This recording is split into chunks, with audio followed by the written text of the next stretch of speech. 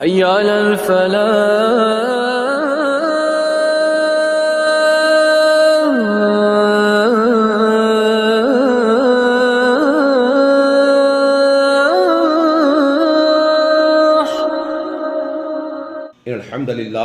الحمد لله نحمده ونستعينه ونستغفره ونعوذ بالله من شرور أنفسنا ومن سيئات أعمالنا من يهده الله فلا مضل له ومن يضلل فلا هادي له وأشهد أن لا إله إلا الله وأشهد أن محمدا عبده ورسوله أما بعد فإن خير الحديث كتاب الله فخير الهدي هدي محمد صلى الله عليه وسلم وشر الأمور محدثاتها وكل محدثة بدعة وكل بدعة ضلالة وكل ضلالة في النار أما بعد فأعوذ بالله من الشيطان الرجيم بسم الله الرحمن الرحيم كل نفس ذائقة الموت إنما توفون أجوركم يوم القيامة ومن زحزح عن النار وأدخل الجنة فقد فاز وما الحياة الدنيا إلا متاع الغرور.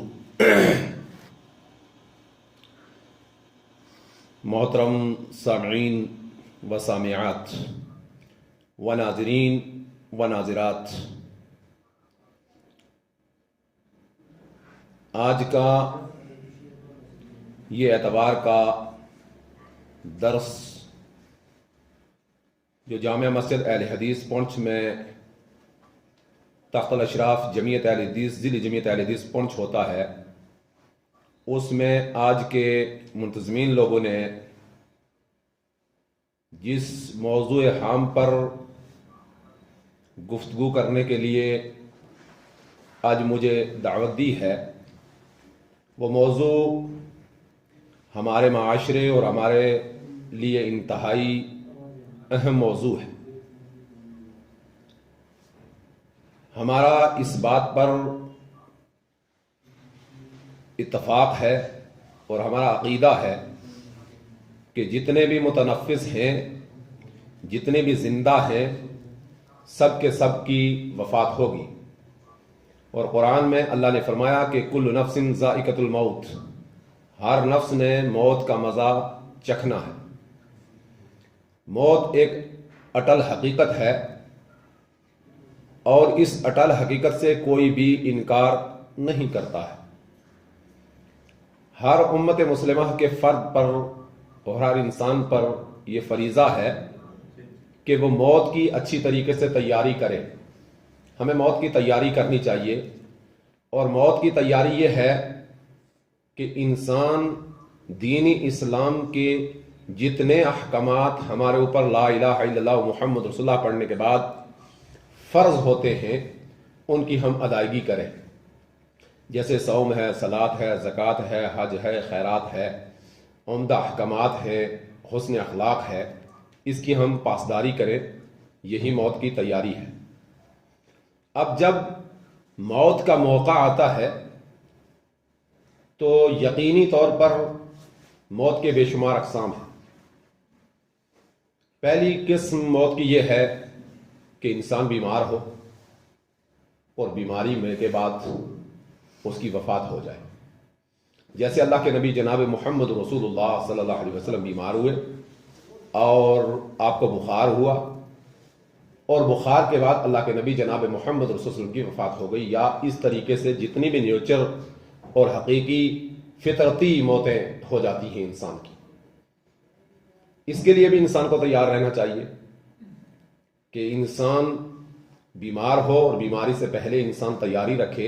جیسے کہ جمعے کے درس میں نے پچھلے جمعے میں آپ کے سامنے اس بات کو رکھا تھا کہ انسان کی غنیمت والے معاملوں میں سے یہ ہے کہ انسان بیماری سے پہلے صحت کو غنیمت جانے، اور اس میں دین پر اور احکام دین پر عمل کرتے ہوئے، شریعت پر عمل کرتے ہوئے دین کے لیے پوری تیاری کرے، یہ اس کے لیے بہت بہتر ہے۔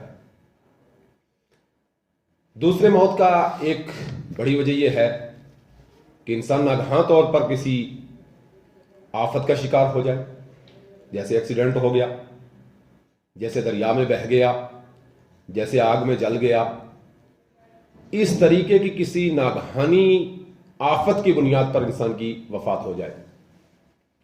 اور اسی کے لیے اللہ کے نبی جناب محمد رسول صلی اللہ علیہ وسلم نے اپنے ایک صحابی کو فرماتے ہوئے فرمایا تھا کہ جب تو صبح کرے تو شام کا انتظار نہیں کرنا، اور جب شام کرے تو صبح کا انتظار نہیں کرنا۔ مقصد یہ تھا کہ موت کا پتہ نہیں۔ ہم آج کے اس درس میں سب لوگ صحت پر سلامت، اللہ تعالیٰ صحت پر سلامت رکھے، بیٹھے ہیں، طرح سن رہے ہیں، نہ جانے کہ شام تک ہم میں سے کس کے ساتھ کیا ہو۔ اس کا علم اللہ کے پاس ہے۔ تو ہمیں ہمیشہ بحیثیت ایک مسلمان، بحیثیت ایک انسان آخرت کے لیے تیار رہنا چاہیے۔ تو ایک موت کی یہ کنڈیشن بھی ہو سکتی ہے، اور ان تمام نظام میں انسان کو تیاری کرنا اشد ضروری ہے کہ انسان موت سے پہلے تیاری کرے۔ اگر وہ بیمار ہوا ہے تو بیمار کی عیادت کرنا شریعت اسلامیہ ہے، اور اس پر بہت بڑا ثواب ہے۔ اللہ کے نبی جناب محمد رسول اللہ صلی اللہ علیہ وسلم نے اس پر بہت بڑا اجر گنا ہے کہ جو شخص بیمار کی بیمار پرسی کرے، اور بیمار پرسی کرنا ایک عظیم عمل ہے، اور یہ انسان کو کرنا چاہیے۔ لیکن اگر ہمارا کوئی آدمی ہمارے گھر میں بیمار ہو گیا، اور بیمار ہونے کے بعد ہمیں یہ علم ہو گیا کہ اب ہمارا یہ آدمی، یہ شخص یہ صحت برابر ہونے والا نہیں ہے، یا اس کا آخری وقت قریب ہو گیا، تو مستحب عمل یہ ہے، بہتر عمل یہ ہے کہ ہم اس کا جو لیٹنے کا انتظام ہے، لیٹنے کا جو انتظام ہے، اس کے سونے کا جو انتظام ہے، وہ اس طریقے سے کریں کمرے کے اندر یا جہاں بھی وہ سوتا ہے اس کے اندر، تاکہ اس کا چہرہ قبلے کی طرف ہو سکے، اس کا چہرہ قبلے کی طرف ہو سکے۔ اس کا احسن طریقہ یہ ہے کہ اس کا سر جو ہے وہ آدمی شمال یا جنوب کی طرف رکھے، اور اس کا چہرہ جو ہے وہ قبلے کی طرف بذات خود ہی آ جائے گا۔ اگر اس کو زیادہ تکلیف ہے کسی وجہ سے تو وہ کمر کے بال لیٹا ہے تو کمر کے بال لیٹا جائے، لیکن معمولی سی اس کی گردن مستحب یہ ہے کہ قبلے کی طرف ڈالی جائے۔ یہ ایسا عمل نہیں جو فرائض میں، استحباب میں، مستحب ہے، کر لیا جائے۔ اور احسن انداز میں اپنے اس بیمار جس کا ہمیں یہ علم ہوا ہے، اور ہم آثار سے یہ سمجھتے ہیں کہ اب یہ جانور نہیں ہو سکے گا، اب یہ شفا یاب نہیں ہو سکے گا، اب اس کا آخری وقت ہے، تو اس کے لیے سب سے بہتر اور اعلیٰ یہ ہے کہ ہم اس کو کلمے کی تلقین کریں۔ اب ہمیں علم ہو گیا ہے کہ یار اب اس کا وقت وہ بالکل آخری وقت ہے، تو ہم اس کے سامنے کلمے کی تلقین کریں۔ یہ کلمے کی تلقین کرنا سنت ہے۔ اللہ کے نبی جناب محمد رسول اللہ صلی اللہ علیہ وسلم نے فرمایا لقنوا موتاکم شہادت اللہ الہ الا اللہ، کہ اپنے موتا کے سامنے وہ آدمی جو جھانکی کے عالم میں ہے، آخری وقت میں ہے، اب اس کا روح پرواز ہونے والا ہے، اس کے سامنے لا الہ الا اللہ محمد رسول اللہ کی تلقین کرو۔ اس تلقین کو استحبابی نظام میں اکثر و بیشتر شارعین، محدثین، علماء اور دانشوران حضرات اس طرف گئے ہیں کہ اس کو حکم نہیں دینا کہ کلمہ پڑھو، بلکہ اس کے سامنے کلمہ دہرایا جائے۔ یعنی آپ بھی زور سے پڑھیں اشہد اللہ الہ الا اللہ واشہد ان محمدا عبدہ ورسولہ، تو یہ جو آپ اس کے سامنے دہرائیں گے کلمہ، اس دہرانے سے اس کو فائدہ یہ ہوگا کہ وہ بھی کلمہ پڑھے گا، کیونکہ اللہ کے نبی جناب محمد رسول اللہ صلی اللہ علیہ وسلم کی حدیث ہے من کان آخر کلامہ لا الہ الا اللہ محمد رسول اللہ دخل الجنہ، کہ جس کا آخری کلام لا الہ الا اللہ محمد رسول اللہ ہوگا وہ جنت میں داخل ہوگا۔ تو یہ عمل ایسا ہے کہ جس عمل سے انسان کو جنت کا متمنی ہونا ہے، اور ہم اس کے سامنے دہرائیں۔ اگر ایک بات مرتبہ وہ پڑھ لے تو یہ اس کے لیے بہتر ہے، لیکن اگر درمیان میں اس نے کوئی وصیت کی ہے، کوئی نصیحت کی ہے، کوئی بات کی ہے، تو پھر آدمی کو عزیز کہ بھائی یہ جا سکتا ہے، تو آدمی پھر زور سے پڑھے تاکہ اس کے سامنے اس کا آخری کلمہ لا الہ الا اللہ محمد رسول اللہ ہو۔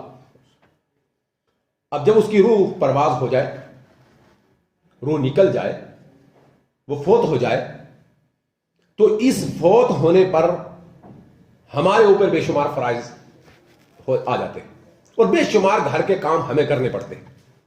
اس میں ہر مسلمان کو، ہر نوجوان کو، ہر ہماری اسلامی عورت کو، مستورات اور خاتون اسلام کو، حبا کی بیٹیوں کو اس بات کا علم ہونا چاہیے کہ ہمیں اب اس کے ساتھ کیا کرنا ہے۔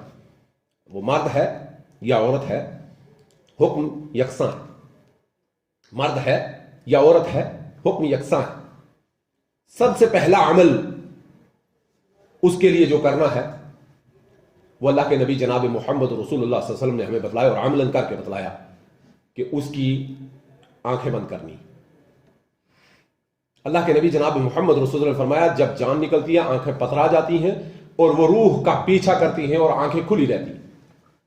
اس وقت آدمی گرم ہوتا ہے اور آسانی کے ساتھ اس کی آنکھوں کے اوپر ہاتھ پھیرا جائے اور معمولی طور پر ہاتھ رکھا جائے، دبایا نہ جائے، رکھا جائے جس سے اس کی آنکھیں بند ہو جائیں، اور کوئی بھی کپڑا پکڑ کر اس کے جبڑوں کے نیچے سے رکھ کر سر کے اوپر اس کو باندھ دیا جائے جس سے اس کا منہ بند ہو جائے، اور اس کے اعضاء میں جو بھی اعضاء ٹیڑھا ہو، بازو اوپر ہو یا سینے پر ہو، دائیں ہو بائیں ہو، اس کو سیدھا کر دیا جائے۔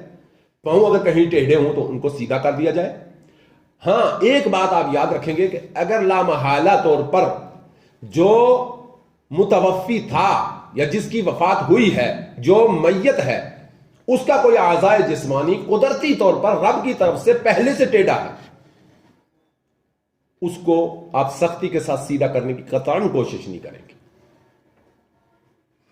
نبی علیہ الصلوۃ والتسلیم نے متوفی کے لیے وہی عمل رکھے ہیں اس کے اعمال کے اعتبار سے جو عمل زندہ کے لیے رکھے۔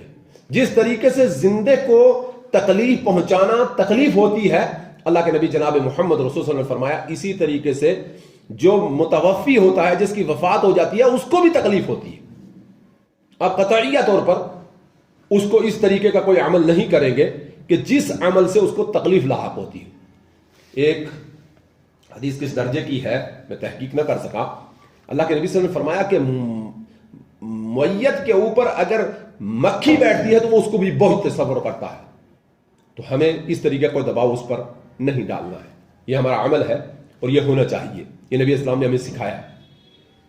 اس کے بعد اس کے لیے جو عمل آپ کو سیکھنے ہیں اور انتہائی اہم ہے وہ اس کی تجہیز و تکفین ہے، کہ اس کو کس طریقے سے غسل دیا جائے یا کس طریقے سے اس کو کفنایا جائے۔ یہ موضوع ہے آپ کا اور انتہائی اہم موضوع ہے۔ دیکھیے اس کو جو نہلانے کا طریقہ ہے وہ مرد و عورت کے لیے تقریباً یکساں ہے، اس لیے میری اسلامی بہنیں بھی اس کو پوری سنجیدگی کے ساتھ سنیں اور سنجیدگی کے ساتھ کرنے کی کوشش کریں۔ اللہ کے نبی جناب محمد رسول اللہ صلی اللہ علیہ وسلم کی ایک بیٹی جس کا نام حضرت زینب رضی اللہ تعالی عنہا تھا۔ یہ حضرت زینب رضی اللہ تعالی عنہا اللہ کے نبی جناب محمد صلی اللہ علیہ وسلم نے جب مکہ سے مدینے کی طرف ہجرت کی تو زینب مکہ ہی رہی، اولاد کی بیوی تھی، یہ وہیں رہیں، وہ اسلام نہیں لائے تھے، یہ ساتھ رہیں۔ اور اللہ کے نبی جناب محمد رسول اللہ صلی اللہ علیہ وسلم نے جب ابو العاص گرفتار ہو کر بدر کے قیدیوں میں مدینہ آئے تو جو قیدیوں کے متعلق فیصلہ کیا گیا، یہ آپ نے کئی مرتبہ سنا ہے، قیدیوں کے متعلق جو فیصلہ کیا گیا وہ دو طریقے کے مشورے آئے اللہ کے نبی صلی اللہ علیہ وسلم کے پاس۔ پہلا مشورہ یہ تھا جو حضرت عمر خطاب رضی اللہ تعالیٰ عنہ کی طرف سے تھا کہ جی ان کو تہ و تیغ کر دیا جائے، قتل کر دیا جائے، کیونکہ یہ سرغنہ قوم ہے اور اس کے بعد یہ ہمارے ساتھ لڑائی کے لیے قابل نہیں رہے گی۔ اور دوسرا یہ تھا جو حضرت ابو بکر صدیق رضی اللہ تعالیٰ عنہ کا تھا کہ ان سے فدیہ لے کر ان کو چھوڑ دیا جائے۔ نبی علیہ السلام نے ایسر کو قبول کیا، یعنی ایسر سب سے آسان یہ تھا چھوڑ دیا جائے، مارا نہ جائے۔ تو چھوڑنے کے لیے جب فدیہ مانگا گیا تو فدیے میں ہر آدمی نے اپنے گھر سے مکہ سے مدینے اللہ کے نبی صلی اللہ علیہ وسلم کے لیے مال بھیجا، تو آپ کی بیٹی نے بھی بھیجا۔ تو حضرت زینب رضی اللہ تعالی عنہا نے اپنا ایک ہار جو ان کی والدہ حضرت خدیجۃ القبریٰ رضی اللہ تعالی عنہا ام المومنین نے ان کو جب ان کی شادی ہوئی تھی تو دیا تھا. یعنی ہار حضرت خدیجہ رضی اللہ تعالی عنہا کا تھا, انتہائی قیمتی ہار تھا, انتہائی زیادہ قیمت کا ہار تھا, یہ دیا تھا. اور اس کے بعد جب یہ ہار پہنچا ہے اور اس ہار کے پہنچنے کے بعد تمام مال رکھا گیا, اور مال رکھنے کے بعد وہ تمام مال جب رکھ دیا گیا, مال رکھنے کے بعد اللہ کے نبی جناب محمد رسول اللہ صلی اللہ علیہ وسلم نے فدیہ کو اپنے اعتبار سے قبول کرنے کی کوشش کی. اور جب وہ مال سب سامنے آیا گیا, رکھا گیا, دیکھا گیا, تو اس کے اندر حضرت خدیجہ کا وہ ہار اللہ کے نبی صلی اللہ علیہ وسلم نے پہچان لیا. اور پہچاننے کے بعد اللہ کے نبی صلی اللہ علیہ وسلم کو آنسو آ گئے, اور آپ علیہ السلام نے جب مال کو دیکھا اور فرمایا کہ دیکھو ابو العاص کو چھوڑ دو, اور یہ ہار زینب کا بھی اگر تم چاہو تو واپس کر دو, کیونکہ یہ خدیجہ نے زینب کو بطور تحفہ دیا تھا, تو آپ جو ہے ان کو دے دو ان کا تحفہ. صحابہ نے بالرضا اس کو قبول فرمایا اور انتہائی خوشی کے ساتھ اس بات کو کیا اور ہار واپس کر دیا. جب واپس جانے لگا ابو العاص تو اللہ کے نبی صلی اللہ علیہ وسلم نے ایک بات اس کے سامنے رکھی, کہا جا دیکھو تم مکہ جا رہے ہو, داماد تھے, تم مکہ جا رہے ہو, ٹھیک ہے جاؤ مکہ, لیکن میری ایک بات ہے تمہارے سامنے کہ میری بیٹی کو آپ جا کر اگر بھیج دیں. تو اس نے کہا ٹھیک ہے کوئی بات نہیں, میں تو آؤں گا نہیں, بیٹی کو بھیج دوں گا. تو اللہ کے نبی صلی اللہ علیہ وسلم نے آنے کا انتظام فرمایا اور کچھ صحابہ کو حکم صادر فرمایا کہ آپ جا کر لائیں گے. وہ پہنچے, لے کر آئے. تو جو سفر منزل طے کرنے کا نظام تھا وہ تھا کہ یہ اپنے اونٹ کے اوپر سوار تھی باپردہ طور پر, اور وہ آگے آگے چلتے تھے, تو پھر جہاں رکتے تھے. تو ایک ظالم نے, چرواہے نے, جس کا نام حبار بن اسود تھا, اس نے پہچانا ہوا تھا حضرت زینب رضی اللہ تعالیٰ عنہ کو, اور اس کو علم تھا کہ آج زینب جو ہے واپس جا رہی. بات جیسے چلتی ہیں باضابطہ طور پر شہروں میں, بعد اتنا بڑا فیصلہ لے لیا کہ نبی کی بیٹی کو فلاں نے واپس کرنا ہے, بات تو چلتی تھی. اب یہ طاق میں رہا اور اس نے جب دیکھا تو دور سے کھینچ کر ایک نیزہ مارا. یہ واقعہ اس لیے میں آپ کو بتلا رہا ہوں کہ اس میں غسل کا پورا طریقہ ہے. اب میں آگے غسل کا پورا طریقہ آپ کو بتلاؤں گا, اس سے بڑا اہم ہے, اور یہی حدیث سب سے اہم ہے, بخاری شریف کی روایت ہے. اب جب ان کو واپس کیا تو اس نے دور سے نیزہ کھینچ کر, نیزہ کہتے ہیں ایک لکڑی ہوتی ہے, اس کے سامنے لوہے کا بڑا سا پھل لگا ہوا ہوتا ہے جو دو دھارا ہوتا ہے, تلوار والا تیز ہوتا ہے, اور وہ اس نے کھینچ کر مارا. وہ حربی فنون میں سیکھنے کا نظام ہوتا ہے, تیر کرنے کا, نشانہ بنانے کا نظام ہوتا ہے. اس نے کھینچ کر اس کو مارا اور یہ ان کے پیٹ پر ڈالا. اب جب پیٹ پر لگا, حضرت زینب رضی اللہ تعالی عنہا کے پیٹ پر لگا, پیٹ چاک ہو گیا, نیچے گر گئی, بچہ شہید ہو گیا, قتل ہو گیا, گر گیا. ان کو یہ گرے, انہوں نے واپس جھانک کر دیکھا یہ واپس نہیں آئی. ان کو گیا, جا کر پکڑا, اٹھایا, باندھا, اونٹ پر رکھا, واپس فوری طور پر سفر کیا. مدینے پہنچے تو چند دن یا چند وقت رہنے کے بعد حضرت زینب جو ہے وہ شہید ہو گئی. اللہ کے نبی جناب محمد رسول اللہ صلی اللہ علیہ وسلم نے جن لوگوں کو ان کو غسل دینے کا حکم صادر فرمایا ان میں حضرت ام عطیہ رضی اللہ تعالی عنہا تھی. یہ ام عطیہ رضی اللہ تعالی عنہا بیان فرماتی ہیں کہ اللہ کے نبی جناب محمد رسول اللہ صلی اللہ علیہ وسلم نے حکم صادر فرمایا کہ اس کو غسل دیا جائے, اور اس غسل میں تعداد ہے, طریقہ غسل بھی بتلاؤں گا, تعداد غسل بھی بتلاؤں گا. اس غسل میں تعداد ہے کہ کتنی مرتبہ اللہ کے نبی جناب محمد رسول اللہ صلی اللہ علیہ وسلم نے حکم صادر فرمایا کہ آپ غسل دو. اللہ کے نبی صلی اللہ علیہ وسلم نے حکم صادر فرمایا کہ ان کو تم غسل دو 3 مرتبہ, 3 مرتبہ, 5 مرتبہ یا 7 مرتبہ. 3 مرتبہ, 5 مرتبہ یا 7 مرتبہ, یعنی اتنی مرتبہ ان کو غسل دو. وہ کہتے ہیں کہ ہم نے 3 مرتبہ غسل دیا, لیکن کیونکہ زخمی تھے, اس حالات میں تھے, تو غسل کا پورا عمل نہ ہو سکا. پھر ہم نے 5 مرتبہ دیا, پھر 7 مرتبہ غسل دیا. اس روایت میں موجود ہے کہ اللہ کے نبی جناب محمد رسول اللہ صلی اللہ علیہ وسلم کی بیٹی مبارک کو یعنی آپ کی بیٹی کو 7 مرتبہ جو ہے غسل دیا گیا. اللہ کے نبی صلی اللہ علیہ وسلم اغسلوا ثلاثا او خمسا او اکثر من ذلك فانی رأیت فی ذلك فآخر صدر وجعلنا فی الآخر کافورا. اور آپ نے فرمایا کہ اس میں صدر بیری کے پتے ملاؤ پانی کے اندر، اور اس میں یہ ہے کہ بیری کے پتے پانی کے اندر ملا کر اس کو غسل دیا جائے. تو کہتے ہیں 7 مرتبہ جو ہے غسل دیا گیا، یعنی آپ کو 7 مرتبہ غسل دیا گیا. اب غسل کا طریقہ سب سے پہلے ہمیں اور آپ کو سیکھنے کا نظام ہے.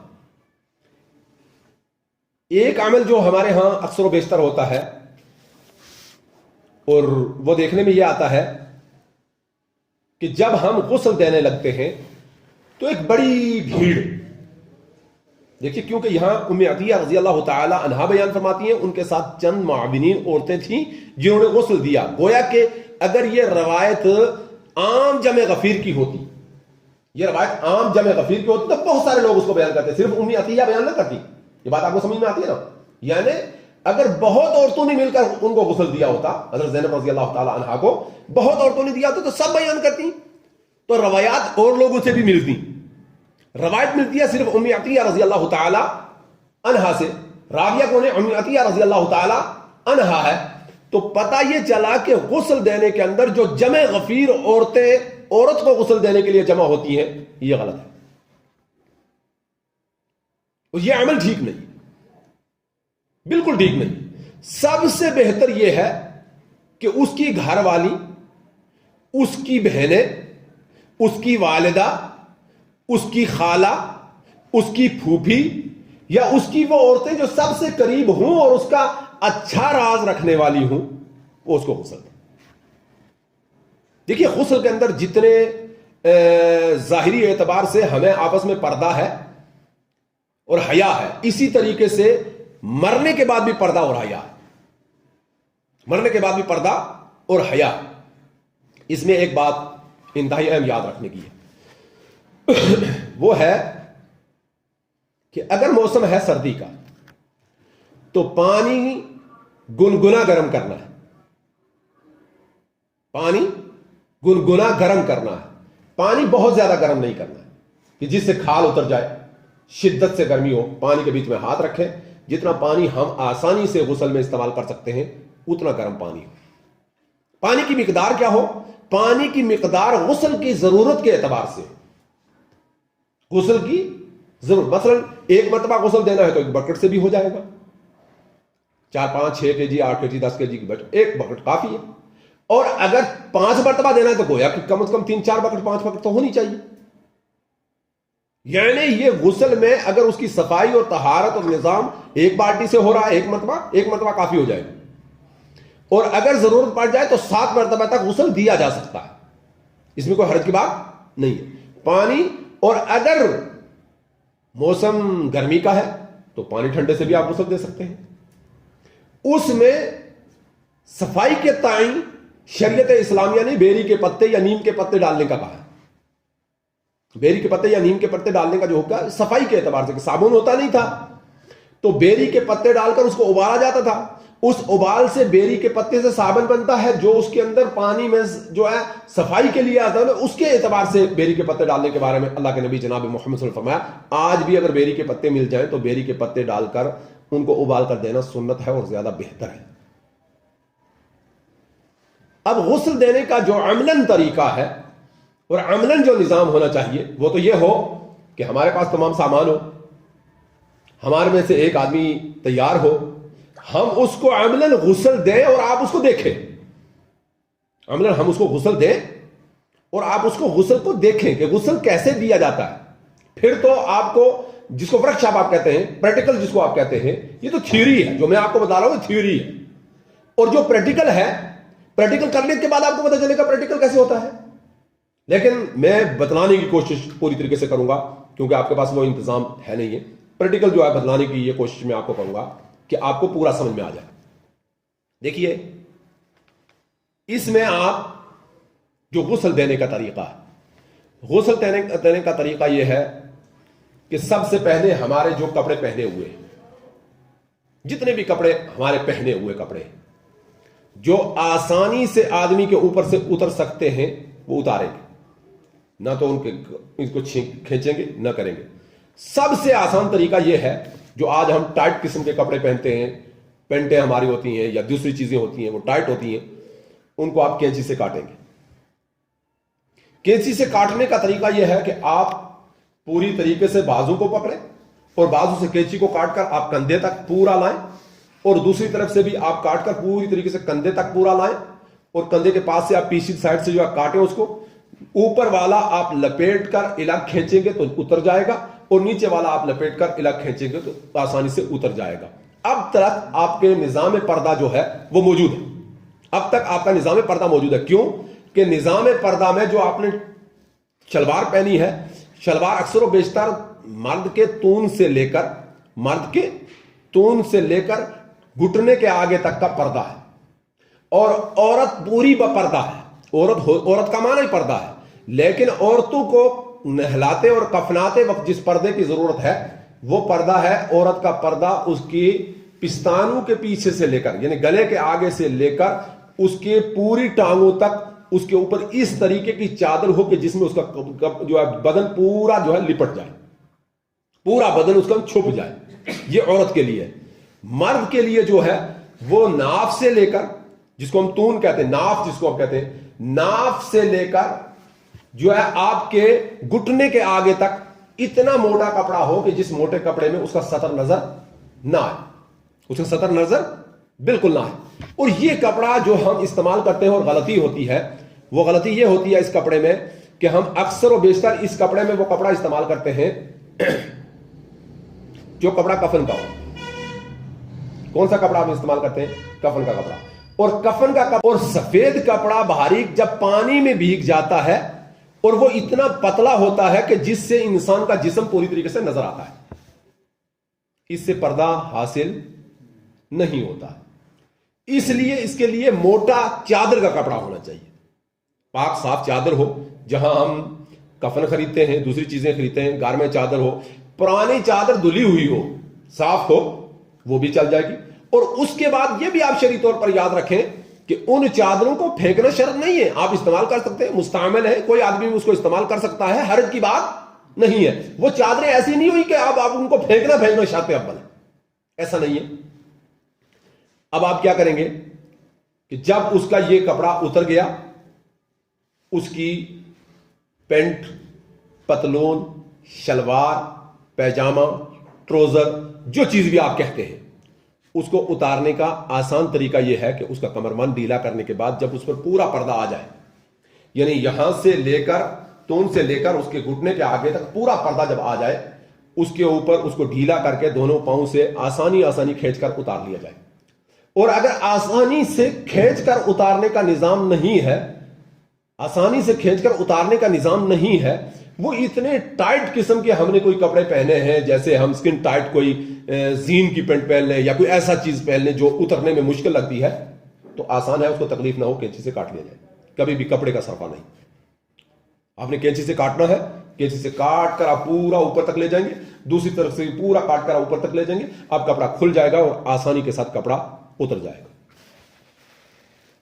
اس اترنے کے اور اس کے بعد جو میں نے چادریں آپ کو دو بتلائی ہیں کہ دو چادریں آپ کے پاس ہوں پردے کے اعتبار سے، وہ چادریں پردے کے اعتبار سے پوری کتنی ہوں؟ رنگین ہوں، موٹی ہوں، جس میں سطر پوری طریقے سے چھپ جائے۔ کسی اعتبار سے بھی سطر کو دیکھنا جائز نہیں، کسی اعتبار سے بھی سطر کو دیکھنا، جیسے زندہ کے سطر کو دیکھنا جائز نہیں ہے، اسی طریقے سے مردہ کے سطر دیکھنے کو بھی جائز نہیں ہے۔ اب آپ کو کیا کرنا ہے؟ آپ کو یہ کرنا ہے کہ اس کے بعد آپ نے پانی کا انتظام کرنا ہے۔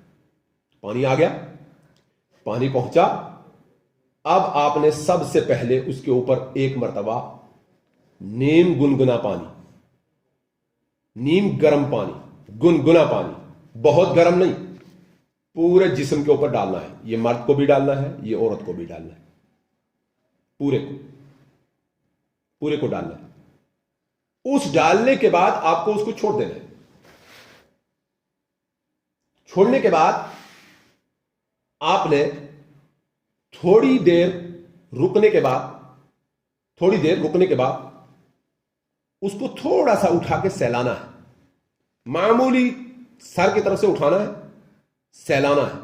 सहलाने के बाद आपको पूरी तरीके से जब आप सहलाएंगे तो सहलाने के बाद आप नीचे ले जाएंगे। इस अरसे में आपको जो उसको वुजू करवाने का तरीका है, गुस्ल में जो वुजू का तरीका है, वुजू बिल्कुल में आना ऐसा ही है जैसे हम वुजू नमाज का वुजू करते हैं। मोहम्मद नमाज का वुजू करते हैं ना, जैसे नमाज का वुजू करते हैं। अब नमाज के वुजू में फर्ज कितने हैं?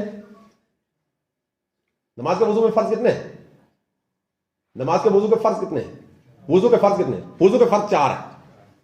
यानी 4 आप जिसको कुरान में कहा वक्सिलू वुजूहकुम वअयदियकुम इलल मराफिकी वमसहू बिरुऊसिकुम वअरजुलकुम इलल कअबैन। जिस तरीके से हम अपना वुजू करते हैं, जैसे जैसे हम अपना वुजू करते हैं वैसे ही वैसे मुतवफ्फी का वुजू आपको करवाना है। वैसे वैसे मुतवफ्फी का वुजू आपको करवाना है। मुतवफ्फी के वुजू करवाने के लिए आप सुनन के एतबार से जितनी सुनते हैं उनको अप्लाई कर सकते हैं। फर्ज तो आपको बजा लाने हैं, फर्ज से वुजू हो जाएगा, लेकिन सुनते आप बजा लाएंगे। अब सुनते आप बजा लाएंगे तो कैसे लाएंगे? देखिए, सबसे पहले हाथ धुलाना बड़ा आसान है। घुटनों तक आपको हाथ धुलाना है, यहां तक आपको मिरफक़ैन इसको कहते हैं, वक्सिलू जो है मिरफक़ैन, यहां तक इसको आप घुटने तक आप मिरफक तक आपको जो है धुलाना है। यहां तक आपने हाथ धुलाया। हाथ धुलाने के बाद अब उसको कुल्ली करवानी है तो कुल्ली नहीं करवानी। नाक में पानी डालना है तो नाक में भी पानी नहीं डालना है, नाक में पानी भी नहीं डालना है, कुल्ली भी नहीं करानी। अब आपको करना क्या है, कैसे जो है आप ये सुन्नत पूरी कर सकते हैं? तो इसके लिए आप 2 चीजें इस्तेमाल कर सकते हैं। 2 चीज, या आप जो कफन का कपड़ा उसके साथ बत्ती बनाई जाती थी पहले दौर में, आज भी बना सकते हैं आप। कफन के कपड़े की छोटी छोटी टुकड़े काट लिए जाए, 3-4 बत्तियां काट ली जाए। वो बत्तियां काटने के बाद सबसे पहले उसके दांतों पर मामूली ये नहीं पूरा मुंह खुल जाए, मुंह नहीं खुलना, बिल्कुल मुंह बंद है ना, उसको थोड़ा थोड़ा उसके दांतों के ऊपर 3 मरतबा आप लगाएंगे। और दूसरा उससे ज्यादा आसान और आसान तरीका है कि आप कॉटन ले लें, रुई। और रुई में भी सबसे बेहतर रुई जो है ये कफन खरीदने वाले पर मामूल है। कफन खरीदने वाला आदमी इंतहाई जीरक होना चाहिए, इंतहाई होशियार होना चाहिए, वो इन चीजों का माहिर होना चाहिए, तब वो कफन सही खरीद सकता है। अब रुई जो है सबसे बेहतर जो डॉक्टर के पास रुई होती है वो होती है। जो बाजार से आम रुई मिलती है वो उतनी अच्छी नहीं होती। जो कॉटन की रुई जख्म को साफ करने के लिए डॉक्टर के पास होती है, क्योंकि उसमें से वो नहीं निकलती है। उसको आप गीला करेंगे, एक बत्ती को आप गीला कर लेंगे, थोड़ा लंबा करके उसको गीला करेंगे। गीला करने के बाद उसके दांतों पर आप लगाएंगे, फिर एक खुश्क से उसको साफ कर लेंगे। फिर उसके बाद आप जो है बत्ती बनाएंगे तो उसके जो है नाक को बीच में से साफ करेंगे, आहिस्ता आहिस्ता, ये नहीं कि नाक ही खुल जाए, पूरा बीच में से साफ करेंगे। और फिर दूसरे को भी पूरी तरीके से बीच में से साफ करेंगे। और फिर लेकर उसकी पूरी तरीके से कानों में अगर कहीं मैल कचैल है तो बत्ती के साथ कानों को, क्योंकि ये वो चीजें हैं जिससे आदमी के अंदर पानी जा सकता है, इनको पूरी तरीके से आप धोएंगे। और उसके बाद आप मैयत का चेहरा धुलवाएंगे।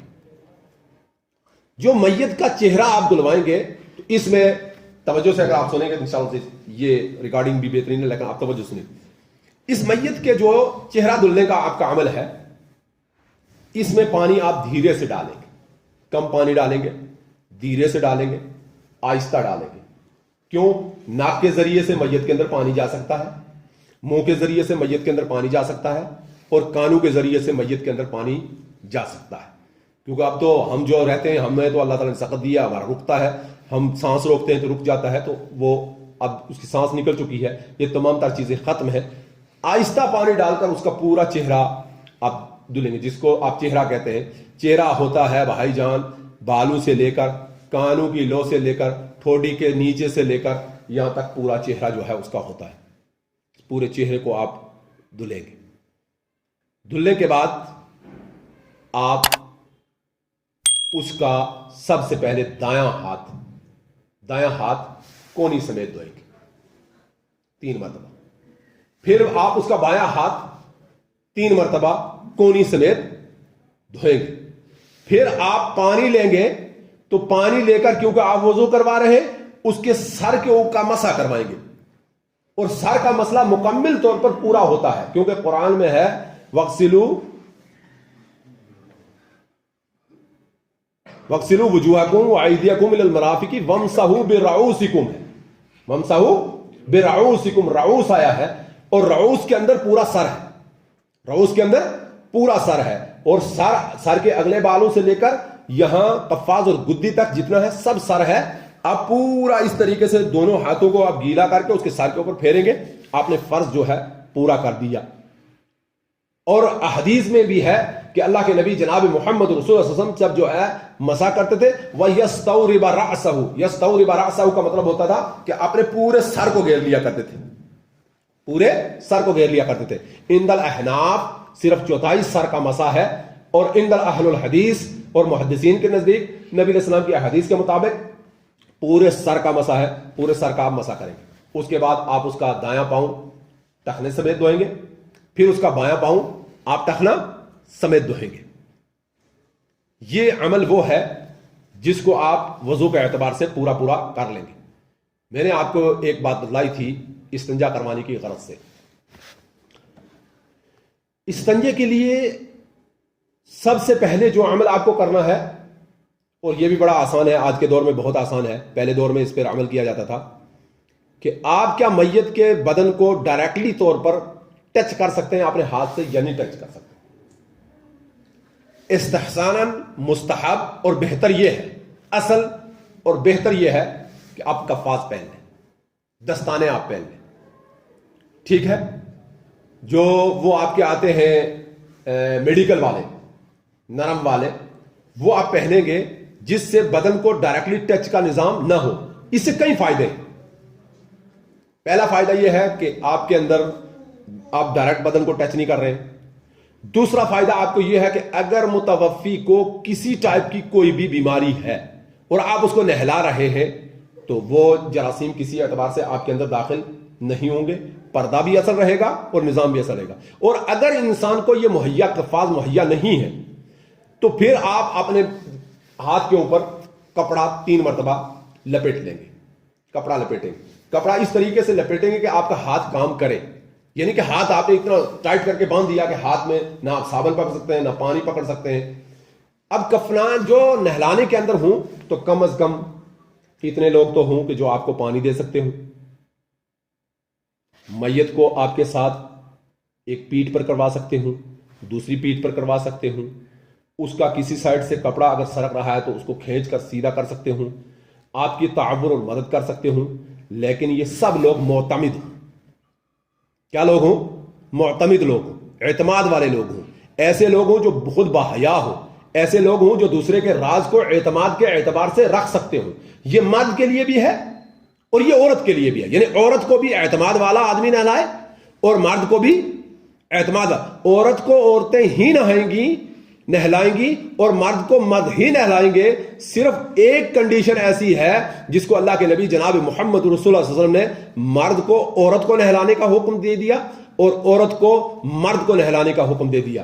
وہ ہے اللہ کے نبی جناب محمد رسول اللہ صلی اللہ علیہ وسلم کی وہ حدیث جو اپنے اما عائشہ صدیقہ طاہرہ مطہرہ رضی اللہ تعالی عنہا تھوڑی سی بیمار ہوئیں اور اما عائشہ کچھ ایسے ہی کرنے لگیں تو اللہ کے نبی جناب محمد رسول اللہ علیہ وسلم نے فرمایا لو متی لغسلتک، اگر تو مجھ سے لو مت قبلی لغسلتک، کہ اگر تو مجھ سے پہلے مر گئی تو میں تجھے ضرور غسل دوں گا۔ یہ ابن ماجہ کی روایت ہے، حسن درجے کی روایت ہے، روایت صحیح ہے، حسن ہے، اس پر کوئی ایسا اشکال نہیں ہے۔ اور دوسری روایت وہ ہے کہ جو عمل ہے ایک صحابی رسول بڑے صحابی کا ایک بڑی امت کی عورت کے ساتھ جو ہمارے لیے نمونہ اور قدوہ کے اعتبار سے حیثیت رکھتی ہیں، وہ ہے حضرت علی رضی اللہ تعالی عنہ اور حضرت فاطمہ زہرا رضی اللہ تعالی عنہا، کہ حضرت فاطمہ کا انتقال ہو گیا، حضرت علی رضی اللہ تعالی عنہ نے ان کو غسل دیا، خود انہوں نے غسل دیا ان کو۔ یہ دو عمل ہمارے لیے مشعل راہ ہے۔ مرد صرف اسی حیثیت سے غسل دے سکتا ہے کہ وہ اس کا گھر والا ہو اور اپنی بیوی کو دے، یا بیوی ہو تو مرد کو غسل دے سکتی ہے اگر اس کو جانکاری ہے پوری طریقے سے۔ اور اسی طریقے سے اس کے علاوہ کسی اعتبار سے بھی مرد عورت کو غسل نہیں دے سکتا اور عورت مرد کو غسل، چاہے بہن ہو، چاہے کوئی خالہ ہو، چاہے پھوپھی ہو، چاہے والدہ ہو، یہ تمام تر نظام ہے، لیکن پردے میں کبھی بھی شریعت اسلامیہ نے اس کو اجازت مرحمت نہیں کی ہے. اسی لیے اللہ یہ ایک بڑا مسئلہ ہے کہ اللہ کے نبی جناب محمد رسول اللہ صلی اللہ علیہ وسلم نے فرمایا کہ اگر کہیں کوئی قافلہ جا رہا ہے اور اس قافلے کے اندر تمام مرد ہیں اور ایک عورت, قافلہ جا رہا ہے اور قافلے میں کیا ہے, تمام مرد ہیں اور ایک عورت ہے, اگر ایک عورت ہے تو آپ اس عورت کو کیا کریں گے؟ اگر وہ عورت وفات پا جائے تو اس کو صرف آپ تیمم کروا کے دفنا دیں گے, صرف تیمم, یعنی مٹی سے اس کو تیمم کروائیں گے اور تیمم کے ساتھ ہی اس کو دفنا دیں گے. اور اگر قافلہ عورتوں کا ہے, عورتیں جا رہی ہیں, تو اس کے ساتھ ساتھ اللہ کے نبی جناب محمد صلی اللہ علیہ وسلم نے فرمایا کہ اس عورت کے عورتوں کے قافلے میں ایک مرد تھا, وہ مرد وفات پا گیا تو عورتیں اس کو کفنائیں گی, دفنائیں گی, لیکن اس کے لیے صرف کیا فرمایا کہ اس کو تیمم کر کے اس کو دفنا دے گی. اللہ کے نبی صلی اللہ علیہ وسلم نے غسل دینے کا حکم صادر نہیں فرمایا ہے. یہ جو ہے اصل عمل ہے اور اس کے اعتبار سے جو ہے عمل کیا جائے گا. اب آپ نے اس کو استنجا کروایا, اس کو پورا وضو, مکمل وضو, نماز کے وضو کی طرح کروا لیا. جب نماز کے وضو کی طرح پورا وضو اس کا ہو گیا, اب اس کے بعد اس کو جو آپ غسل کروائیں گے تو غسل کا جو آسان طریقہ ہے اس پر آپ توجہ دیں گے. غسل میں جو آسان بہتر طریقہ ہے غسل کا وہ یہ ہے کہ دائیں طرف سے غسل دیا جائے. یعنی پہلے دائیں کروٹ پر اس کو تھوڑا سا آپ اوپر اٹھائیں گے اور وہ چلا جائے گا بائیں کروٹ پر. دائیں کروٹ سے کو اوپر اٹھائیں گے, وہ بائیں کروٹ پر جائے گا اور دائیں کروٹ سے آپ پانی ڈالیں گے سر سے لے کر اس کے پاؤں تک پورا تیز پانی بہائیں گے اور وہ پانی اتنا ڈالیں گے آپ تاکہ اس کی بائیں کروٹ تک پہنچ جائے, پورا بائیں کروٹ کے نیچے بھی چلا جائے. اس کے بعد آپ اس کو تھوڑا سا بائیں طرف سے اٹھائیں گے اور اٹھا کر اس کے اوپر پانی ڈالیں گے اور وہ پانی ڈالتے ڈالتے دائیں کروٹ پر تاکہ آ جائے. اگر آپ چاہیں تو اس دور میں صابن استعمال کر سکتے ہیں. صابن استعمال کرنے میں کوئی حرج نہیں ہے. صابن جس طریقے سے ہم لگاتے ہیں سر کو صابن لگانا, جس طریقے سے صابن ایسے لگانا ہے جس طریقے سے ہم اپنے آپ کو دھوتے ہیں. لیکن جب آپ شرمگاہ پر پہنچیں گے, جب آپ شرمگاہ پر پہنچیں گے تو شرمگاہ پر آپ جب صابن لگائیں گے تو انتہائی ضروری یہ ہے کہ ہم جب شرمگاہ پر پہنچیں صابن لگائیں تو اس پر ہمارا ہاتھ میں پردہ, بغیر پردے کے ہم وہاں صابن استعمال نہیں کر سکتے ہیں. اب آپ نے صابن لگا دیا, جب صابن لگانے کے بعد جب آپ پانی دوبارہ بہائیں گے, یہ پہلا پانی بہایا تو سمجھو ایک غسل ہو گیا, پھر آپ نے دوبارہ جو پانی بہائیں گے پہلے دائیں کروٹ سے بہائیں گے پھر بائیں کروٹ سے بہائیں گے. اس طریقے سے آپ 7 مرتبہ جو ہے غسل 7 مرتبہ تک دے سکتے ہیں, کیونکہ ام عطیہ والی روایت میں جو بخاری شریف میں موجود ہے کہ اللہ کے نبی صلی اللہ علیہ وسلم نے حکم صادر فرمایا 7 مرتبہ تک حضرت زینب رضی اللہ تعالی عنہا کو غسل دیا گیا. یہ غسل 7 مرتبہ کا ضرورت کے اعتبار سے مردوں کے لیے بھی ہے اور 7 مرتبہ کا عورتوں کے لیے بھی موجود ہے. یہاں آپ کا پورا کمپلیٹ ہو گیا. اس میں جو میں نے سیلانے کا ایک لفظ بڑا اہم ہے اور بڑا مضبوط ہے وہ تھا, میں نے آپ کو جو بتلایا تھا وہ تھا کہ ہم اس کے پیٹ کو تھوڑا اوپر کر کے سہلائیں گے, ہلائیں گے, پیٹ کے اوپر ہاتھ لگائیں گے. یہ عمل انتہائی نازک ہے بچے, بہت نازک. اس عمل میں آپ یہ توجہ رکھیں گے کہیں ایسا نہ ہو کہ ہم اس کے پیٹ پر اتنا دباؤ ڈالیں, پیٹ پر اتنا دباؤ ڈالیں, انسان ہے اور اس کے اندر ابھی تک پوری طریقے سے جو غلاظت ہے وہ صاف نہیں ہے, تو وہ غلاظت میں دباؤ پانے کی وجہ سے اس کی موری کھل جائے, ٹھیک ہے, اور اس کو اپنے جسم پر اب کنٹرول تو ہے نہیں ہے کیونکہ جان ہے نہیں ہے, اور پوری گندگی بہنے لگ جائے. نہیں, آہستہ آہستہ آپ اس کو سہلائیں گے, آہستہ آہستہ سہلائیں گے, 1 مرتبہ آہستہ آہستہ سہلائیں گے, اور اب آپ کا غسل پورا ہو چکا ہے, کوئی ایسی دقت کی بات موجود نہیں ہے. ایک آپ نے شروع میں پانی ڈالا, وہ وضو سے بھی پہلے پانی ڈالا, اور وہ مستحب ہے. آپ نے ڈالنے کے بعد اس کو پورا ڈھیلا کیا اور اس کا پورا کوشش کی, اس وقت جو گندگی نکلی آپ نے پردہ رکھ کے اس کو صاف کر لیا. اب آپ نے دوبارہ اس کے اوپر دیکھا اور اس کو اوپر چادر کر کے, چادر اوپر سے مطلب نہیں ہے کہ اس کی شرمگاہ دکھ جائے, یعنی اس کو چادر اوپر کر کے آپ نے مگے سے پانی لے کر, جگ سے پانی لے کر زور سے اس کے اوپر مارنا ہے, کوئی گندگی ہو تاکہ وہ صاف ہو جائے. اس سے نہ وضو کا ٹوٹا ہے اور نہ اس کا غسل میں فرق آیا, نہ وضو ٹوٹا ہے نہ غسل میں فرق آیا. یہاں تک کا عمل آپ کا غسل کا ہو گیا. یہ بڑا آسان ہے, بہت آسان ہے. کیا آسان ہے؟ سب سے پہلے آپ یاد رکھیں گے میت کو غسل کروانے کا طریقہ یہ ہے کہ آپ اس کو جو ہے ایک بڑے تختے کے اوپر آپ لٹائیں گے. لٹانے کے بعد اس تختے کو آپ پورا صاف کریں گے. اس تختے کو اگر آپ چاہیں تو دھونی بھی دیں گے, یعنی خوشبو لگائیں گے, دھونی دیں گے اس کو, اور اگر دھونی نہیں بھی دیں گے تو کوئی نہیں, وہ تختہ بالکل صاف ہو. اس تختے کے اوپر لٹانے کے بعد اس کے اوپر جو ہے اس کے کپڑے اتارے جائیں گے. اس کے کپڑے اتارنے کے لیے میں نے آپ کو بتلا دیا کہ آپ آسانی کے ساتھ اتاریں گے, جب اتر گئے تو ٹھیک ہے, اگر نہ اترے تو کئی چیزیں کاٹ کر اتاریں گے, میت کو نقصان نہیں ہونا چاہیے. ایک مسئلہ یہ بتلا دیا. دوسرا یہ میں نے آپ کو بتلا دیا کہ پانی ضرورت کے اعتبار سے استعمال ہوگا. ایک بکٹ میں بھی ہو سکتا ہے, 2 میں بھی ہو سکتا ہے, اور 5 میں بھی ہو سکتا ہے. ضرورت کے اعتبار سے آپ کو جتنی پانی کی ضرورت ہوگی. پانی کے متعلق میں نے آپ کو بتلا دیا کہ اگر گرمی کا زمانہ ہوگا تو پانی آپ کا ٹھنڈا چل جائے گا, اور اگر پانی جو ہے سردی کا زمانہ ہوگا تو گنگنا ہونا چاہیے. گنگنا آپ سمجھتے ہیں نا, نیم گرم جس کو ہم کہتے ہیں, بہت گرم نہیں ہونا چاہیے, نیم گرم ہونا چاہیے. نیم گرم پانی سے اس کو جو ہے بات کیا ہے وہ ہونا چاہیے. اب آپ نے جب یہ کام کر لیا, اس کے بعد نہلانے کا میں نے طریقہ آپ کو بتلا دیا. آپ جیسے اپنا غسل کرتے ہیں اسی طریقے سے متوفی کو وضو کرتے ہیں, اسی طریقے سے آپ متوفی کو وضو کروائیں گے. اور جس طریقے سے آپ اپنا غسل کرتے ہیں, پانی دائیں طرف سے ہم ڈالتے ہیں, ویسے بھی زندہ کو بھی دائیں طرف سے پہلے ڈالنا چاہیے. اللہ کے نبی صلی اللہ علیہ وسلم ہر چیز میں تیامن کو, دائیں طرف کو پسند کرتے تھے. یہاں تک کہ فی تنعلہم و تغجلہم, اپنی جوتی پہننے میں اور اپنی کنگھی کرنے میں بھی اللہ کے نبی صلی اللہ علیہ وسلم دائیں طرف کو پسند کرتے تھے. تو دائیں طرف سے آپ جو پانی ڈالیں گے, تھوڑا سا اوپر کر کے ادھر سے اٹھا کے رکھیں گے تاکہ اس کے نیچے بھی پانی, کمر کے نیچے بھی پانی چلا جائے, اور اس طرف سے نیچے تک پانی چلا جائے. پھر بائیں طرف کو اٹھا کے آپ پانی اوپر ڈالیں گے. اس عرصہ میں آپ صابن لگائیں گے, اور صابن لگانے کے بعد آپ پورا جو ہے بات کیا اس کے اوپر پانی ڈال دیں گے. یہ ہو گیا ایک مرتبہ. اور آخری مرتبہ آپ کافور پانی میں لیں گے, اور کافور پانی میں لے کر ایک بکٹ کے اندر کافور رکھیں گے. کافور کا آپ جو ہے پانی میں رکھیں گے, اور اس پانی کافور والے کو آپ پورے اس کے جسم کے اوپر بہا دیں گے. اس سے اس کا غسل جو ہے کمپلیٹ ہو گیا. یہ غسل ہے موتا کا, متوفی کا جو میت ہے اس کا غسل ہے. یہ طریقہ ہے شرعی اور آسان طریقہ ہے. اب اس کے بعد اگلے والا عمل آ گیا. اگلے والا عمل کفن کا عمل ہے کہ کفنایا کیسے جائے.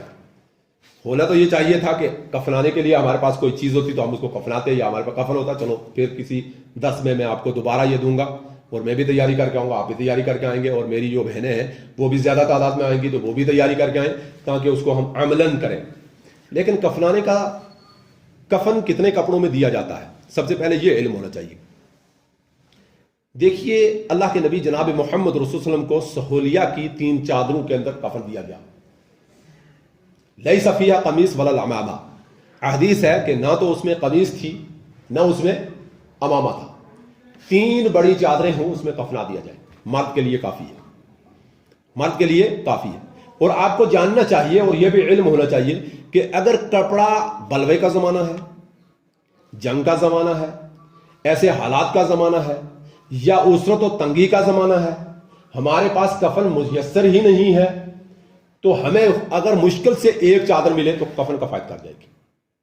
حضرت حمزہ رضی اللہ تعالی عنہ کو اللہ کے نبی جناب محمد رسول اللہ نے ایک چادر میں کفنوایا. اور حضرت مصعب بن عمیر رضی اللہ تعالیٰ عنہ ایک صحابی ہے. کیا ہے صحابی کا نام؟ مصعب بن عمیر رضی اللہ تعالیٰ عنہ صحابی ہیں. یہ غزوے کے اندر شہید ہو جاتے ہیں.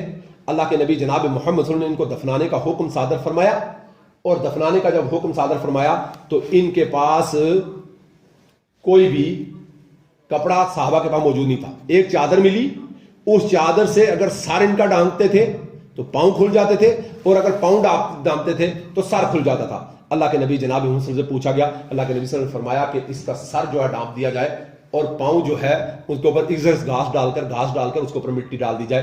یعنی پتہ یہ چلا کہ اس طریقے سے آپ کفنا سکتے ہیں, دفنا سکتے ہیں, کوئی حرج کی بات نہیں ہے. نہ ہونے کی شکل و صورت میں یہ ہے, لیکن ہونے کی شکل و صورت میں مرد کے لیے 3 کپڑے ہیں. مرد کے لیے 3 کپڑے. اکثر و بیشتر جس کو اہل فقہ نے استعمال کیا ہے مرد کے لیے 3 کپڑے, ان میں استعمال کیا ہے, ایک کو کہتے ہیں لفافہ جس کو کفنی کہتے ہیں. اکثر و بیشتر پرانے لوگ کفنی کہتے ہیں. لفافہ, ایک لفافہ ہو گیا, ایک ازار ہو گئی, اور ایک قمیص ہو گئی. لفافہ, ازار اور قمیص. اگر یہ تینوں کی تینیں برابر چادریں ہوں تب بھی کوئی حرج نہیں ہے. تینوں کی تینوں برابر چادر ہو, کوئی حرج کی بات نہیں ہے. لیکن اہل فقہ نے اس میں تھوڑا سا فرق کیا ہے. اہل فقہ نے اس میں تھوڑا فرق کیا ہے، اور وہ فرق میں آپ کو بتلاتا ہوں علمی طور پر آپ یاد رکھیں گے۔ جناب جو آپ کی کا لفافہ ہے، اس کو پہلی چادر ہے، آپ سب سے پہلے چارپائی لیں گے، تختہ لیں گے یا نیچے بچھائیں گے، پہلے بچھائیں گے آپ لفافہ کو۔ لفافہ ہونا کتنا بڑا چاہیے؟ لفافہ اتنا بڑا ہونا چاہیے کہ جتنا میت ہے اس سے تقریباً 1.5 فٹ یا فٹ یا کچھ انچ لمبی ہونی چاہیے، یعنی اگر 6 فٹ ہے وہ تو تقریباً 7 فٹ 7.5 فٹ ہونا چاہیے لمبا۔ آدمی کا قد 6 فٹ ہے تو 7.5 فٹ لمبا کپڑا ہونا چاہیے۔ اب وہ کپڑا ایک بات اور یاد رکھنی کی ہے یا کفن کی تیاری کے اعتبار سے، اگر کپڑے کا عرض چھوٹا ہے، بس اوقات آپ سنتے ہیں نا کہ کفن سلنا ہے، درزی کو بلاؤ، جبکہ آپ کو چادریں انسلا کپڑا پانا ہے، وہاں کسی درزی کو نہ اس کی جیب کی ضرورت ہے، نہ اس کے کف کی ضرورت ہے، نہ اس کے نظام کی ضرورت ہے، پھر درزی کی ضرورت کیا پڑتی ہے؟ کیا کریں گے درزی کو؟ آپ نے کبھی اس میں غور بھی کیا ہوگا؟ میں آپ کو بتاؤں، درزی کی ضرورت اس لیے پڑ جاتی ہے کہ جو کپڑا مارکیٹ میں آتا ہے، مارکیٹ میں کپڑا کا عرض چھوٹا ہوتا ہے۔ مارکیٹ میں کپڑے کا عرض ایک ہوتا ہے طول، لمبائی جس کو آپ کہتے ہیں، ایک ہے عرض جس کو ہم چوڑائی کہتے ہیں۔ چوڑائی کہتے ہیں نا، کپڑے کی چوڑائی کم ہوتی ہے، تو کپڑے کی اگر چوڑائی کم ہے تو اس میں آپ کپڑے کو ڈبل سیلیں گے، کاٹ کر سیلیں گے یا ڈبل پورا سیل لیں گے۔ تو کپڑا آپ نے پورا لیا، پورا سیل اس کو سی لیا، اس میں جو سیل ماری وہ کس لیے کہ آدمی موٹا ہے تاکہ کفن ادھر سے اور کفن ادھر سے واپس موڑنے کے اوپر جو کیا ہو پوری طریقے سے وہ ڈھک جائے، اسی لیے وہاں درزی کی ضرورت پڑتی ہے۔ اب اس میں وہ آپ نے چادر پہلی بچھائی، چادر بچھانے کے بعد اس کے بعد آپ نے اس کے اوپر ازار چادر سے تھوڑی سی چھوٹی ہونی چاہیے، وہ بھی پورے آدمی کے جسم کے برابر ہوتی ہے، پورے آدمی کے جسم کے برابر۔ ازار اس کو اس لیے کہتے ہیں، ازار شلوار کے معنی میں آتی ہے، شلوار کے معنی میں آتی ہے، اور ہوتی کتنی ہے کہ آدمی کے قد کے برابر، یعنی آدمی اگر 6 فٹ ہے تو وہ 6 فٹ ہونی چاہیے یا 6 فٹ سے تھوڑی زیادہ ہو، وہ اس سے لفافے سے تھوڑی سی چھوٹی ہونی چاہیے۔ اگر برابر ہوگی تب بھی ہو جائے گا، میں نے آپ کو بتا دیا، اگر برابر تینوں چادریں ہوں گی، نبی علیہ السلام کو 3 سہولی چادر کے اندر جو ہے کفنایا گیا، لیس فیہا قمیص ولا العمامہ، نہ تو اس میں قمیص تھی نہ عمامہ تھی، یہ حدیث میں نے آپ کے سامنے رکھ دی، ہمارے لیے وہی کفن کافی ہے۔ لیکن جو طریقہ اہل فقہ نے کیا ہے اس کے اعتبار سے میں آپ کو بتا رہا ہوں۔ کوئی پوچھنے شروع کر دے آپ کو کہ آپ نے درس مولوی صاحب کا سنا تھا، کیا بتلایا؟ جی مولوی صاحب نے بتلایا تو ادھر بتلایا 3 چادریں، تو وہ اگر حنفی ہوگا تو کہے گا آپ نے سیکھا ہی کچھ نہیں، آپ کے مولویوں کچھ آتا تھا، ٹھیک ہے؟ لیکن اس لیے میں آپ کو یہ بات صحیح بتا رہا ہوں، آپ یہ بات دھیان سے سننے کی ہے۔ اس میں آپ جو ازار ہوگی وہ تھوڑی سی چھوٹی ہوگی، کس سے چھوٹی ہوگی؟ ازار آپ کی چھوٹی ہے، ازار آپ کی جو ازار ہے وہ ازار چھوٹی ہے، ازار چھوٹی ہے کس سے؟ لفافے سے تھوڑی سی چھوٹی رکھنی ہے۔ اب اس میں آ گئے قمیص۔ قمیص کا کپڑا بھی اگر آپ کا برابر ہے تو چلے گا، لیکن یہ ڈبل ہوتا ہے، قمیص کا کپڑا ڈبل ہوتا ہے، یعنی اگر آپ اس کو قمیص جو کفن کے اندر قمیص کفنانے کے لیے جو قمیص کی ضرورت ہوتی ہے، وہ قمیص جو ہے آپ کے کندھوں سے لے کر آپ کے کندھوں، کیونکہ کندھے اس میں ڈک جاتے ہیں، کندھوں سے لے کر آپ کے گھٹنے کے آگے تک ہونی چاہیے۔ اگر برابر آپ کے ٹخنے تک جائے گی تو کوئی حرج کی بات نہیں ہے، کوئی حرج نہیں ہے اس میں۔ وہ آپ نے ایک کپڑا لینا ہے، اس کو ڈبل کرنا ہے۔ جب کپڑا آپ نے ڈبل کرنا ہے تو اس کپڑے کے اوپر پھر کپڑے کو ادھر کرنا ہے۔ اب کپڑا ہوتا، میں آپ کو کپڑا بتلاتا، یہ آپ کپڑا لے لیجیے، یہ میری چادر ہے، یہ کفن ہے پورا، یہ چادر ہے، اس کو آپ نے پہلے ڈبل فولڈ کرنا ہے۔ یہ ڈبل فولڈ کیا، یہ ڈبل فولڈ کیا، اس ڈبل کو آپ پھر یہاں سے فولڈ کریں، یہ فولڈ کیا، ٹھیک ہے؟ تو یہاں سے اس کو آپ کاٹیں۔ اس کاٹنے کا مقصد صرف اتنا ہوتا ہے تاکہ اس میں سے میت کا سر باہر نکلے۔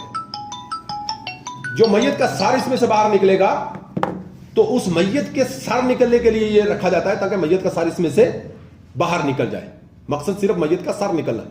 اب اس کو جب آپ دکھائیں گے تو آپ نے پہلے بچھا دیا لفافہ، اس کے آپ نے بچھا دیا آپ نے چادر، اب ادھر سے آپ بچھا کر لائیں گے قمیص، کیونکہ قمیص اس سے لمبی ہوگی، ڈیڑھی ہوگی، تو قمیص کو آپ ادھر فولڈ کر کے لے جائیں گے سر کی طرف قمیص کو فولڈ کر کے آپ ادھر چھوڑ دیں گے چارپائی کے اوپر، یا جس چیز یا تختے کے اوپر آپ کفنا رہے ہیں یا نیچے آپ کفنا رہے ہیں تو ادھر آپ چھوڑ دیں گے۔ جب میت کو آپ اس کے اوپر لٹائیں گے میت کو لٹائیں گے تو اب جو ہے یہاں سے سب سے پہلے عمل آپ کو کرنا ہے کہ آپ کو اب کفن کا کپڑا موڑنا اوپر. تو یہاں سے آپ کفن کا کپڑا موڑیں گے اور یہ جو ہے آپ سر میں سے نکال کر قمیص لائیں گے, اس کے بازو کے اندر سے, اس کے بازو کے اندر سے آپ اس کو فولڈ کر کے نیچے رکھ دیں گے. اب آپ کو کرنی ہے ازار جو ہے, تو ازار آپ بائیں طرف سے دائیں طرف آپ جو ہے فولڈ کریں گے, بائیں طرف سے دائیں طرف موڑیں گے, پھر دائیں طرف کو بائیں طرف کے اوپر موڑیں گے. اسی طریقے سے آپ لفافے کو بھی موڑ کر لائیں گے اور اس کو بھی دائیں طرف سے بائیں طرف آپ موڑ کر لے جائیں گے. اس میں 3 چیزیں جو ہے ان کو تنی کہتے ہیں. تنیوں کے اعتبار سے 3 تنیاں ہوتی ہیں. 3 جو ہے آپ کے اس طریقے کے کپڑے ہوتے ہیں بالکل دھاری دار, یا ان کو سل کر بھی رکھ دیتے ہیں تو کوئی دقت کی بات نہیں ہے, وہ رکھی ہوئی ہوں گی جن سے آپ کیا کرتے ہیں, اس کو کفن کو باندھتے ہیں. باندھنے کا مقصد ہوتا ہے, باندھنے کا مقصد صرف اتنا ہوتا ہے کہ انسان کو کفن پھیلے نہ, کفن اڑے نہ. جب آپ لے کر چلیں تو کفن پھیلے نہ, کفن اترے نہ. مقصد یہ ہوتا ہے, اس سے زیادہ اس تنی کا کوئی فائدہ, کوئی مقصد نہیں ہوتا ہے. ایک اس کی کمر میں رکھیں گے, ایک چھوٹی والی اس کے سرہانے کی طرف رکھیں گے, ایک اس کے پادانے کی طرف رکھیں گے. سرہانے اور پادانے والے کو آپ جو ہے باندھیں گے, کمر والی کو بھی آپ باندھیں گے. بسا اوقات کمر والی کو تھوڑا سا مضبوط بناتے ہیں لوگ. کس لیے؟ اس لیے مضبوط بناتے ہیں کہ تاکہ قبر میں اتارتے ٹائم اس کو پکڑ سکیں. جب آپ کو قبر میں رکھا جائے گا تو پھر اس کے بعد جو ہے اس کی سیدھا سا عمل ہے اور سادہ سا عمل ہے. وہ سیدھا اور سادہ عمل یہ ہے کہ ان کو آپ کو کھولنا پڑے گا. سر والے کو تو ہر حال میں کھولنا پڑے گا, کمر والی کو بھی آپ کھولیں گے تو زیادہ احسن ہے کہ کھول دیا جائے اور جو ہے کھول کے جو ہے اس کو رکھا جائے. تو یہ جو ہے عمل ہے آپ کے کفنانے کا. کفنانے کے عمل میں مرد کے لیے 3 ہے, اب عورت کے لیے 5 کپڑے ہیں. عورتیں یاد رکھیں, عورت کے لیے کتنے کپڑے ہیں؟ 5 کپڑے. اگر عورت کو بھی 3 کپڑوں میں آپ کفنائیں گے تو ہو جائے گا, کیونکہ دین کا اطلاق نبی علیہ السلام پر ہوتا ہے, نبی علیہ السلام کا اطلاق 3 کپڑوں پر تھا, اس لیے جو ہے مکمل ہو جائے گا, کوئی حد کی بات نہیں.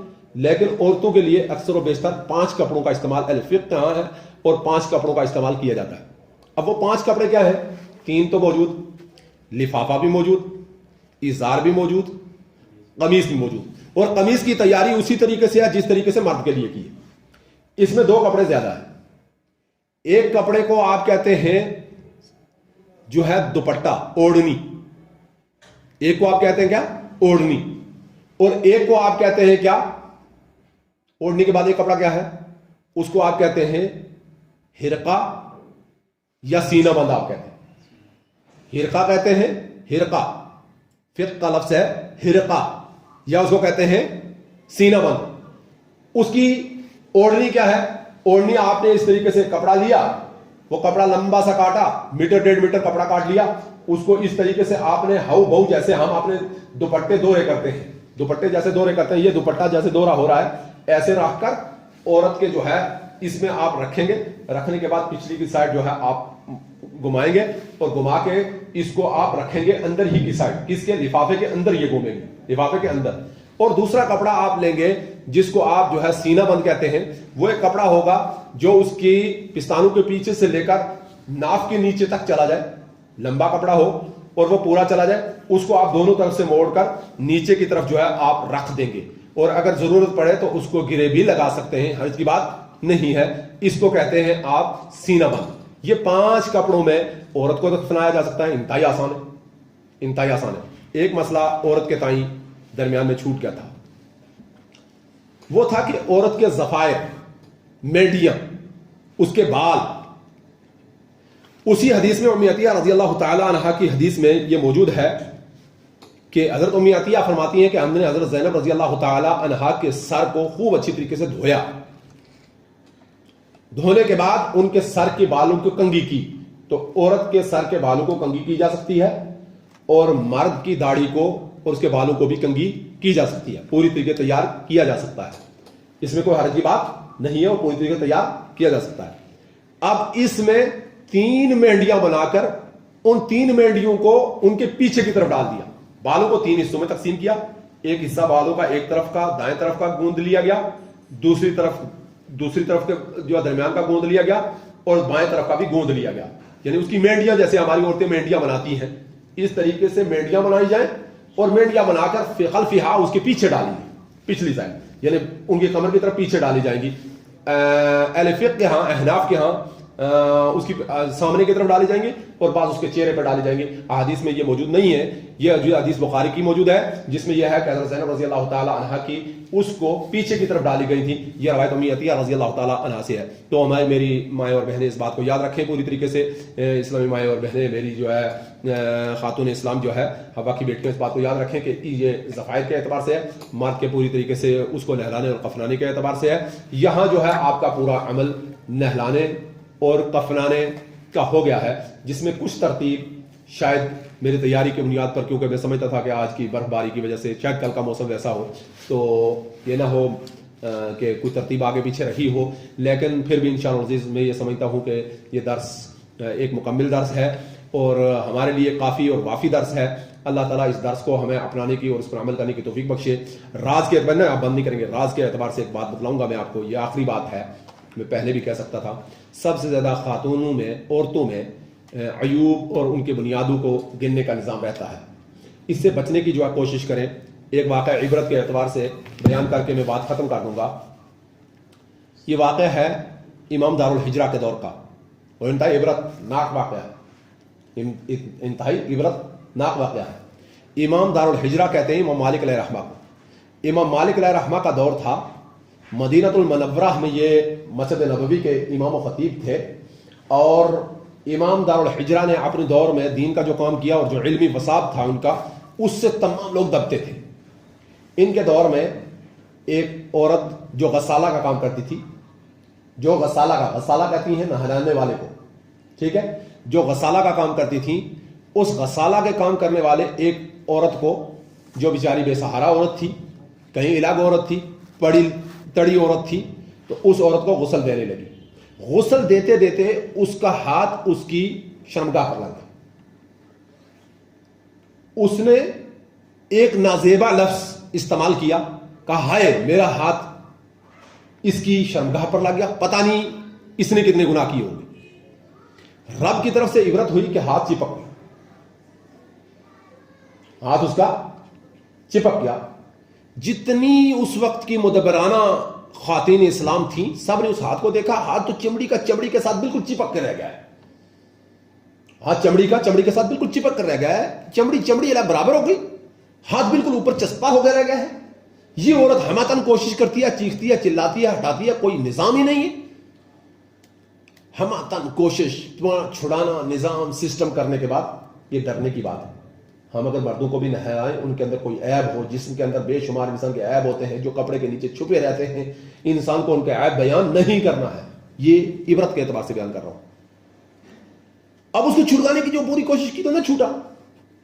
اب نہ چھوٹنے کے بعد بھائی مسائل دائیں بائیں آگے پیچھے گھومے.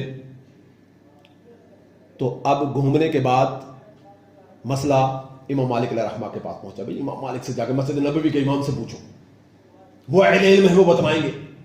لوگ پہنچے، جا کے کہا یہ ہو گیا. تو انہوں نے کہا کہ اس عورت کی پیٹھ پر حد قذف لگایا جائے. حد قذف یہ ہوا کہ تہمت تراشی کی جو حد ہوتی ہے، کوڑے جو برسائے جاتے ہیں، وہ کہتے ہیں کہ اس کے جسم پر جلاد کو بلا کر کوڑے لگوائے گئے اور کوڑے لگنے کے بعد اس کا ہاتھ جو ہے چھوٹ گیا، ہاتھ بذات خود ہی پیچھے ہٹ گیا. یہ اتنا بڑا معاملہ ہے ایک نہلانے اور کفنانے کا. ہمارے ہاں جو عمل ہے کہ جمع غفیر جمع ہو جاتی ہے، نہیں، آپ اپنے متوفی کے بذات طور حقدار ہیں. آپ کا یہ نہیں جناب آپ اندر نہیں آئیں گے. 2-4 نہلانے والے، 4-5، 2-3 اٹھانے والے، اندر لے کے رکھنے والے 4 آدمی آپ کو چاہیے. 4 کونے پکڑیں گے، ان میں سے نہلانے والے موجود ہوں گے، پانی دینے والا موجود ہوگا، صابن اٹھا کے دینے والا موجود ہوگا، تولیہ دینے والا موجود ہوگا. ایک عمل اس میں آپ یہ بھی یاد رکھیں گے کہ کفنانے سے پہلے آپ تولیے سے اس کے جسم کو جذب کر سکتے ہیں. حضرت ام عطیہ رضی اللہ تعالیٰ عنہ کہتی ہیں کہ اللہ کے نبی جناب محمد رسول اللہ علیہ وسلم نے جب ہم نے خبر دے دی کہ ہم نے 7 مرتبہ غسل دینے کے بعد پوری طریقے تیار کر دیا، اللہ کے نبی صلی اللہ علیہ وسلم کے جسم مبارک پر جو کپڑا رکھا ہوا چادر تھی، آپ نے وہ ہمیں اندر پھینکا اور پھینکنے کے بعد کہا کہ اس چادر کے ساتھ اس کے جسم کو خشک کیا جائے. کیوں کہ کفن کا کپڑا بہت پتلا ہوتا ہے، وہ گیلا ہونے کے بعد جسم جو ہے سامنے ہو جاتا ہے، اور اس لیے باضابطہ طور پر جو ہے سطر کھلنے کا اندیشہ رہتا ہے، بے ستری ہونے کا اندیشہ رہتا ہے۔ تو اس طریقے سے آپ کو پہلے جو ہے پوری طریقے سے کرنا ہے اور پھر اس پر جو ہے عمل کرنا ہے۔ اللہ تعالیٰ کہنے اور سننے سے زیادہ عمل کرنے کی توفیق بخشے، ایک اور نیک کرے، آپس کے اندر اتحاد و اتفاق پیدا فرمائے۔ اور یہ آج کا آپ کا درس جس اعتبار سے تیاری تھی اس اعتبار سے ادھورا ہے، اس لیے ادھورا ہے کہ مسائل تو میں نے آپ کے سامنے رکھے، لیکن اس میں اہم چیزیں جو ہے چھوٹی ہیں پریکٹیکل کرنے کا، تو یہ درس دوبارہ سے ہوگا اور اس پر جو ہے انشاءاللہ عمل کیا جائے گا کہ بھائی ہم یہاں مسجد میں پانی نہیں لائیں گے، نیکل نہلائیں گے۔ بغیر پانی کے بھی آدمی کو پریکٹیکل نہلایا جاتا ہے اور ویڈیو بن سکتی ہے۔ اور اسی طریقے سے ہم یہاں کفن لائیں گے، ہم میں سے ایک آدمی کو کفنایا جائے گا تاکہ پتہ چلے کہ کفنانا کیسے ہے، میت کو رکھنا کیسے ہے، اٹھانا کیسے ہے، یہ جو ہے عملی طور پر ثابت ہوں۔ اگر کسی کو کوئی بات پوچھنی ہے تو وہ پوچھ سکتے